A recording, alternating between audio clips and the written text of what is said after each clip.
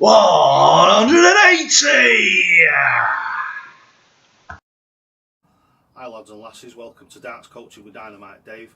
This is a personal coaching video for yousef, who sent me his videos for analysis.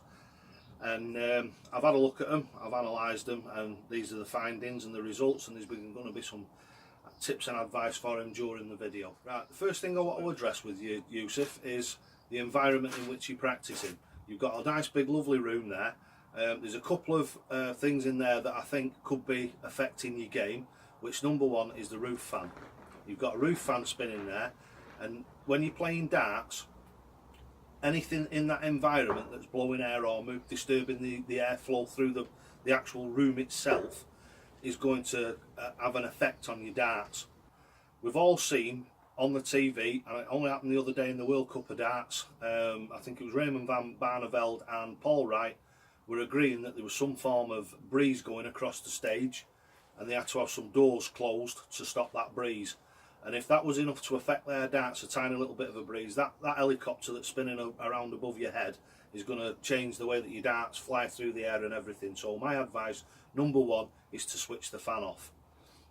Number two, as I've said in a lot of my old videos, when you're playing darts, you should play, when you're practicing, like you would do if you were playing a competition. So what you want to be doing is you want to be practicing in the same attire what you would do if you were playing a game, either in a competition, in the pub. And so what I'm going to suggest you do is don't ever practice in your bare feet. The reason being is once you put a set of shoes on, you're adding at least an inch to your height. So that means you've got to take an inch off where your darts are landing, and that breeds into it the inconsistency. Part number three, yousef, is about your feet and the way that you're standing. Your stance and address to the board is, you've got your feet, you've got one stuck out forward like that and one side on. Unfortunately, what that means is your feet are too close together because of the way that you stand facing towards the board, and it means that you've got a lot of movement in your body as you're actually throwing. You're not standing still, so to speak. You're sort of like swaying as you're throwing, and that's quite evident if you look at the videos and look at them closely.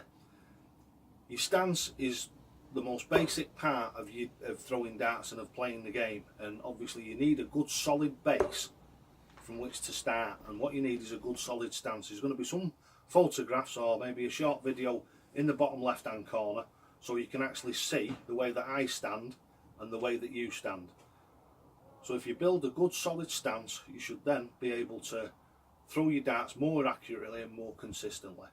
So thanks for watching Darts Coaching with Dynamite Dave. This has been the individual coaching session for yousef, and thanks for watching. And don't forget, lads and lasses, you only ever get out what you're prepared to put in, and so to the hockey. Game, shot and match to Dynamite Dave!